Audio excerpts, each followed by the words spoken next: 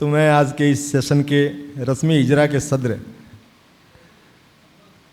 سے گزارش کروں، انہیں دعوت سخن دوں کہ وہ آئیں اور آج کے اس کتاب کے حوالے سے اپنے خیالات پیش کریں۔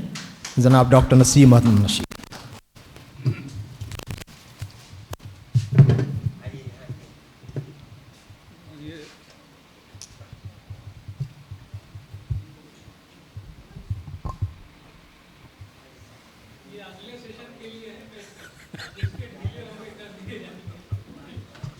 نہیں، ابھی کسنے کا ہی کام ہوگا۔ دبستان گوپال گنج کے زیر اہتمام منعقد اس رسم اجرا کی محفل میں موجود اہل علم، اہل قلم، اہل ذوق حضرات اور خاتون واحد، پہلا مقالہ یہاں پڑھا گیا، معراج الدین تشنا صاحب نے پڑھا، آپ نے سنا۔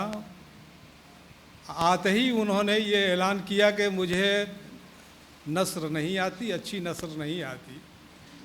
فوراً مجھے پاکستانی کالم نگار، مزاح نگار اور محقق مشفق خواجہ کا ایک واقعہ یاد آیا۔ انہوں نے تباہی کے حوالے سے ایک واقعہ بیان کیا ہے، پرلطف واقعہ ہے۔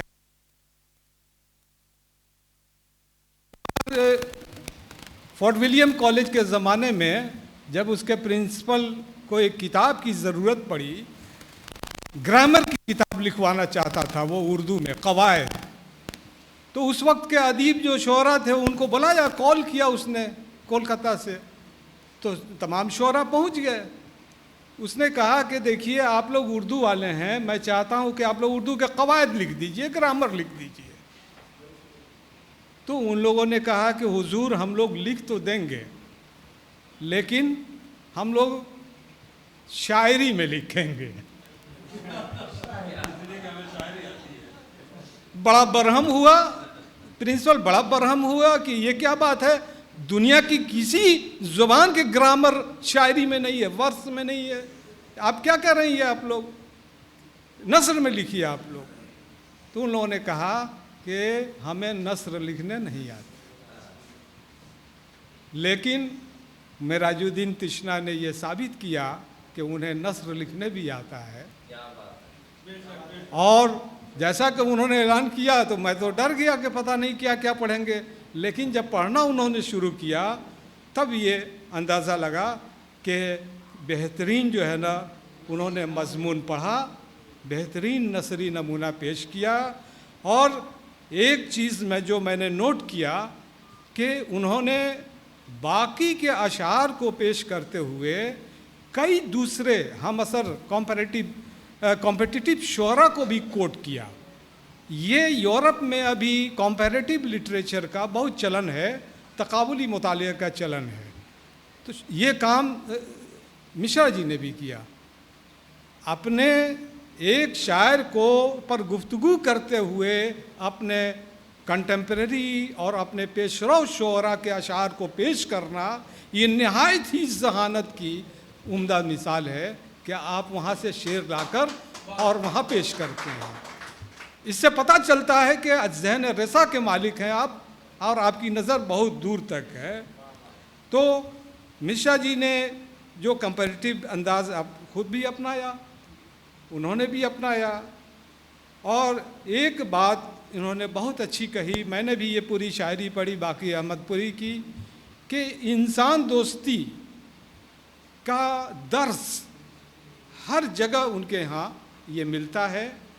وہ شاعر ایسا ہے جس کے ہاں ہر جگہ ایک تعمیری پہلو نظر آتا ہے، انسان دوستی کا پہلو نظر آتا ہے، جس کی طرف انہوں نے اشارہ کیا، اور جس طرح سے مشرا جی نے باقی احمد پوری کے اشعار کی تفہیم کی، جس انوکھے انداز سے، دلچسپ انداز سے، پرلطف انداز سے، عام طور سے یہ خشک باتیں ہوتی ہیں، شاعری کا تجزیہ، یہ سب خشک باتیں ہوتی ہیں، لیکن جس طرح سے انہوں نے کیا کہ یہ حد درجہ قابل تعریف بات ہے۔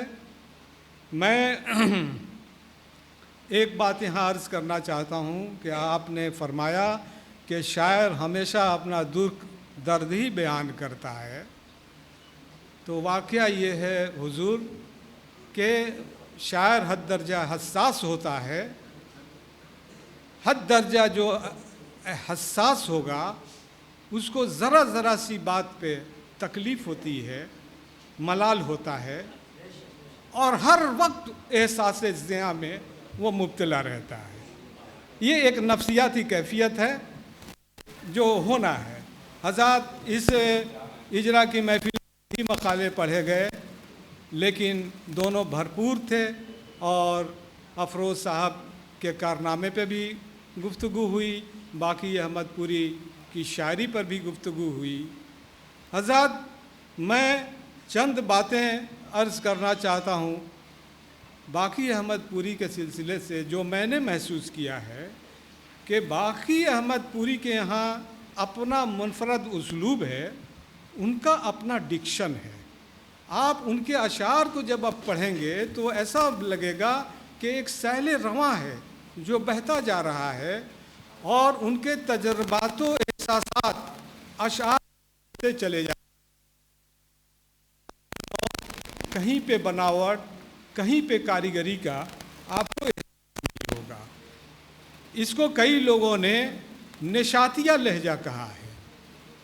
ان کے یہاں نشاتیہ لہجے سے بھی تعبیر کیا ہے. اس کا مطلب یہ ہے کہ ان کے یہاں روانی میں جو رومانی اشعار ہیں یا جو بھی اشعار ہیں بہتے چلے جاتے ہیں اور قاری کو اپنی گرفت میں لیتے چلے جاتے ہیں. لیکن میرا یہاں یہ کہنا ہے کہ اس کے ساتھ شاعری کا سب سے بڑا وصف ہوتا ہے میرے خیال سے ندرت. اگر نہیں ہے تو شاعری ہو ہی نہیں سکتی.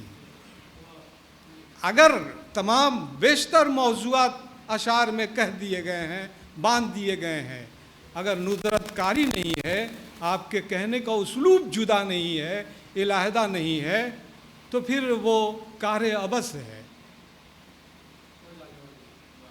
پروفیسر وہاب اشرفی اکثر کہا کرتے تھے تشنا بھائی کہ کیا کہا جا رہا ہے یہ زیادہ اہم نہیں ہے، کس طرح کہا جا رہا ہے یہ زیادہ اہم ہے. تو یہ شاعری پر اس کا انطباق ہوتا ہے کہ کس طرح سے آپ چیزوں کو بیان کرتے ہیں، کہتے ہیں. حضرات باقی احمد پوری کے کئی اشعار سنائے گئے. میرا بھی ایک انتخاب ہے، بہت ہی عرقریزی سے افروز عالم صاحب نے انتخاب کیا ہے. میرا ایک انتخاب دیکھیں چند اشعار کا کہ جسموں کے پگھلنے کا مہینہ نہیں آیا، جسموں کے پگھلنے کا مہینہ نہیں آیا، بھاگے ہیں بہت پھر بھی پسینہ نہیں آیا. سانسوں کا تسلسل بھی ہے مجبور یہ ہستی، سانسوں کا تسلسل بھی ہے مجبور یہ ہستی، جیتے ہیں کہ مرنے کا سلیقہ نہیں ہے. شعر کہ وحشت میں تار تار لبادہ نہیں کیا، اتنا بھی ہم نے عشق زیادہ نہیں کیا، ترک تعلقات کا اس کو بھی غم نہیں، ہم نے بھی اس کو یاد زیادہ نہیں کیا، ہم نے بھی اس کو یاد زیادہ نہیں کیا. کتنا پریکٹیکل شعر ہے. یہ آج کا شعر ہے، وہ اس زمانے کا شعر نہیں ہے جب عاشق محبوب کے ہاتھ سے قتل ہو جانے کو ہی میراث سمجھتا تھا. یہ آج کا شعر ہے جس میں خودداری بھی ہے، خود شناسی بھی ہے، اور تحفظ کا احساس بھی ہے، اور عشق کا پاس بھی رکھا ہے شاعر نے. جی اچھا شعر دیکھیں. دل تو کہتا ہے انہیں مفت میں جاں بھی دے دیں، اتنے معصوم خریدار سے کیا لینا ہے، اب میرے سائے کی تمنا بھی نہ کرنا ہے دوست، ایک گرتی ہوئی دیوار سے کیا لینا ہے. اب دیکھیے اتنی برجستگی اشعار میں، اتنی برجستگی، اور اس طرح سے احساسات کو پیرونا کس قدر سے آسان بنایا ہے شاعر نے. شاعر کے یہاں آپ کو ایک وصف، آپ کو جب بغور اس کو پڑھیں گے شاید افروز بھائی نے اس کو محسوس کیا ہو کہ پیکر تراشی شاعر کے یہاں امیجری کا احساس الگ الگ جگہوں پر ہوتا ہے. جیسے ناصر کاظمی کے ہاں، عرفان صدیقی کے ہاں، فرحت احساس کے ہاں، کئی شعراء کے ہاں آپ کو شاعری میں امیجری نقشہ بنانے کا، کوئی تصویر بنانے کا کام آپ کو نظر آئے گا. جیسے ناصر کاظمی کا وہ بہت مشہور شعر ہے کہ وہ اداسی کیسے ہے وہ، ہمارے گھر کی اداسی ہمارے گھر کی دیواروں پہ ناصر، ہمارے گھر کی دیواروں پہ ناصر اداسی بال کھولے سو رہی ہے. اب آپ دیکھیے آپ کے ذہن میں ایک پکچر آ رہی ہے، ہمارے گھر کی دیواروں پہ ناصر اداسی بال کھولے سو رہی ہے. تو شعر بھی ہے اور ایک تصویر کشی بھی ہے. اس کا احساس آپ کو باقی کے ہاں اکثر مقامات پر دیکھنے کو مل جائے گا، اس کو آپ محسوس کریں گے. دوسری چیز میں نے جو محسوس کیا کہ باقی نے ہر جگہ براہ راست انداز اپنایا ہے. جدیدیوں کی طرح تمثیل، علامت، تجرید، یہ سب جو ٹولز استعمال کرتے تھے جدیدیے، ان کو باقی احمد پوری نے استعمال نہیں کیا ہے. اس لیے کہ وہ اجتماعی شعور کی بات کرنا چاہتے تھے، اپنے ذاتی غم کو کائناتی غم بنانا چاہتے تھے، اپنی ذاتی ہجرت کو. افروز بھائی بہت اہم بات ہو رہی ہے، افروز بھائی ایک منٹ. تو اپنی ذاتی ہجرت کو کائناتی ہجرت بنانا چاہتے تھے، ذاتی غم کو کائناتی ہجرت بنانا چاہتے تھے. تو اس کے لیے بہت ضروری تھا کہ وہ براہ راست لہجہ اپنائیں. وہاں پہ علامت، تجرید اور تمثیل کی ان کو قطعی ضرورت نہیں تھی. یہی وجہ ہے کہ باقی کی پوری شاعری کو آپ چھان جائیے، کہیں بھی ابہام، اغلاق، تجرید، تمثیل، یہ چیزیں آپ کو دیکھنے کو نہیں ملیں گی. تو یہ بہت ہی محسوس کرنے کی چیز ہے. اچھا، دوسری بات کہ باقی گرچہ اپنے نئے عہد میں شاعری کر رہے تھے، لیکن جو روایتی شاعری کے جو ٹولز ہیں، جو صنائع ہیں، جو صنعتیں ہیں، ان سے بھی بہت گہرائی سے واقف تھے. یعنی کہ جو روایتی شاعری کا جو ہمارا سرمایہ ہے، وہاں جو فن استعمال ہوئے ہیں شاعری میں، ان پر بھی گہری نظر ہے. رعایت لفظی ہے ان کے یہاں، اور جو ہے نا تلازمہ کاری ہے، تقسیم کاری ہے. تو اس طرح یا محاورے ہیں، ان چیزوں کا استعمال بھی اکثر مقامات پر کرتے ہیں. تو اس سے پتہ چلتا ہے کہ وہ روایت پر بھی گہری نظر رکھتے ہیں، یعنی کہ وہ جدید عہد کے بھی شاعر ہیں اور روایتی شاعری کے بھی جانکار ہیں اور اس کا بھی ادراک رکھتے ہیں. حضرات، میں یہ کہنے میں ذرا بھی نہیں ہچکچاؤں گا کہ باقی احمد پوری کی شاعری تپتے ہوئے ریگستان سے ایک ٹھنڈے ہوا کے جھونکے کی طرح سے ہمارے درمیان پہنچی ہے، اور یہ پہنچی ہے اور ایک مشت پہنچانے کا کام کیا ہے افروز عالم صاحب نے. بلکہ ہم نے تو انہی کے ذریعے یہ نام بھی سنا اور اس نام سے جڑی شاعری بھی ہم نے سنی. حضرات، یہ باقی احمد پوری کا کمال ہے کہ ان کی شاعری کا کمال ہے کہ انہوں نے افروز صاحب کو راغب کیا اپنی طرف، اور اپنے انداز سے، اپنے مدھم لہجے سے. حضرات، میر تقی میر اکثر کہا کرتے تھے کہ مدھم آنچ چیزوں کو گلاتی زیادہ ہے، جلاتی کم ہے. یہ آپ کو مدھم آنچ آپ کو ملے گی اس شاعر کے ہاں. جب بغور ہم پڑھیں گے تو یہ اندازہ لگتا ہے. حضرات، چند اشعار اور دیکھ لیں، آپ کو بہت لطف آئے گا. ایک یہ بھی انتخاب ہے. ایک زہر بھرا ناگ ہے شہرت کا جنوں بھی، ڈس جائے یہ موذی تو سنبھلنے نہیں دیتا، کیوں میرے ترانوں پہ لگاتا ہے وہ پہرے، کیوں میرے ترانوں پہ لگاتا ہے وہ پہرے، क्यों वक्त की रफ्तार को बदलने नहीं देता।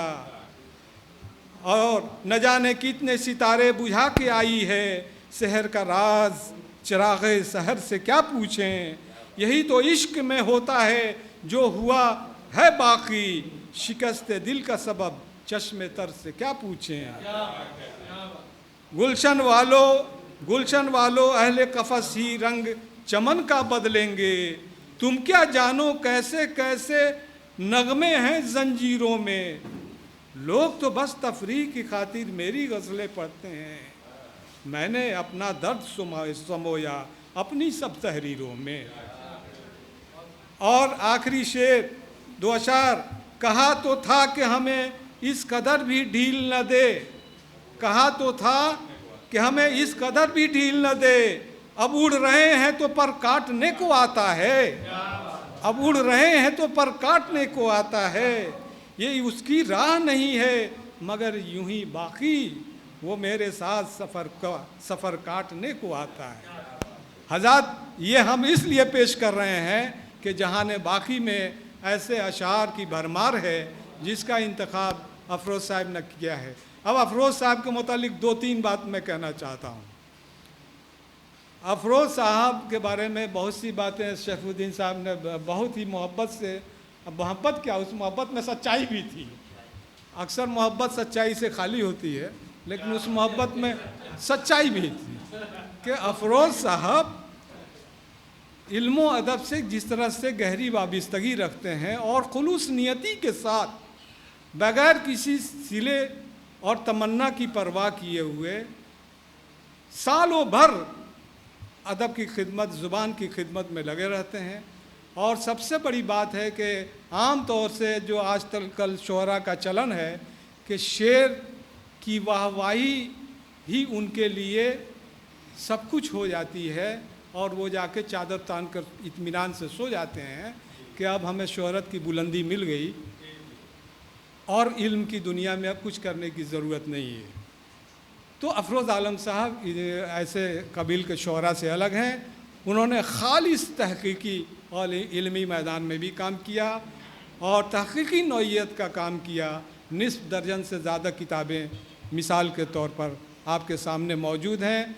दुनिया भर की अदबी महफ़िलों की जान रहे हैं और एक बड़े पैमाने पर अदब को, अपनी शायरी को, अपनी शख्सियत को अदबी मंजरनामे पे रखने का काम किया है। इसलिए मैं अगर ये कहूँ तो भेजा ना होगा कि अफरोज़ साहब जो है ना वो हमारे उदबा शोहरा जो यहाँ के हैं उनके वो सफ़ीर हैं बाहर में, वो हमारे सफ़ीर हैं, हमारे अदबी सफ़ीर हैं अफरोज़ आलम साहब। और अफरोज़ आलम साहब एक जिनवीन और ओरिजिनल राइटर हैं। अगर जिनवीन और ओरिजिनल नहीं रहते तो आलम अफरोज़ कर लेते, जैसे आलम खुर्शीद लोग कर लेते हैं, अहमद जावेद कर लेते हैं, अहमद सगीर कर लेते हैं। मुझे ये नाम नहीं लेना चाहिए था, ये पहुंच सकती है, मेरी बात पहुंचती है और लोग शिकायत करते हैं। मैं सिर्फ इतना कहना चाहता हूं कि जो उनका ओरिजिनल नाम था उन्होंने उस नाम पर भरोसा किया, जो ओरिजिनल नाम था उस पर भरोसा किया, पूरा भरोसा किया और सोचा कि इस नाम के साथ मैं आगे बढ़ सकता हूं और इस नाम के साथ आगे वो बढ़े। अफरोज़ साहब ममालिक गैर में हमारे अदबी सफ़ीर हैं। ये गज़ल का इंतखाब उनके मेयार और उनके टेस्ट का इम्तहान भी था, जिस इम्तहान में वो पास हुए और उनको 10 में 10 नंबर आप आसानी से देख सकते हैं, आसानी से देख सकते हैं। हज़रत उनके काम को देख के रश्क भी होता है और इबरत भी होती है। रश्क इसलिए होता है कि काश हम भी अफरोज़ आलम साहब की तरह से इतना काम करते हर मैदान में, और इबरत उनके लिए जो सोचते तो हैं कि हम शोहरत की बुलंदियों को छू लें, लेकिन उनके अंदर न सलाहियत होती है, न तमन्नाई होती है और न ही उनके अंदर वो ताकत होती है। बहुत बहुत शुक्रिया, बहुत बहुत धन्यवाद।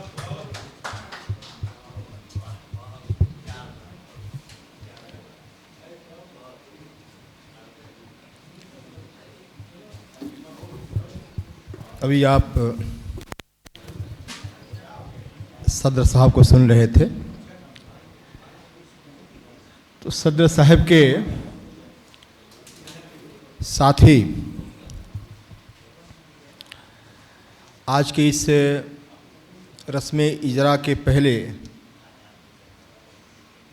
सेशन